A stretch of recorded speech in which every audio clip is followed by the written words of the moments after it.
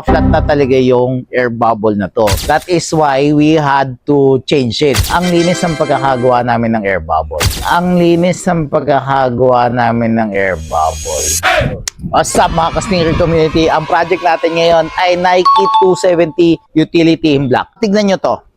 Ang linis ng pagkakagawa namin ng air bubble. Akala mo talaga, air bubble siya, pero sa loob niyan is slice foam na yung pinalitan namin.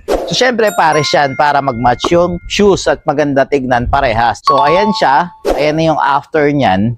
Yan na itsura niyan ngayon. Pero, yung before niyan, ito. So, luma na talaga, tsaka flat na talaga yung air bubble na to. That is why we had to change it. Kailangan ng palitan para magamit ulit. Kasi kung titignan nyo tong leather na itong Nike Utility Air Force 270 na to, okay na okay pa. Okay pa siya talaga. Ayan o, ganda pa ng leather niya, no?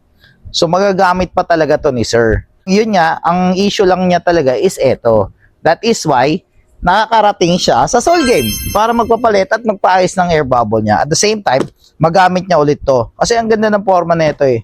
Ayan, meron pa siyang ganyan, mga tagging, ayan. So, kung gusto niyo ma-repair yung mga 270 nyo, mga tinatago nyo dyan na mga sira yung air bubble, please message us here at Soul Game para ma-suggestan namin kayo ng pinakamagandang mga solutions para sa mga tinatago nyong shoes na nasira at gusto nyo magamit ulit. So get pagod mong sapatos, we revive that. Lahat ng mapigat, we rewind that.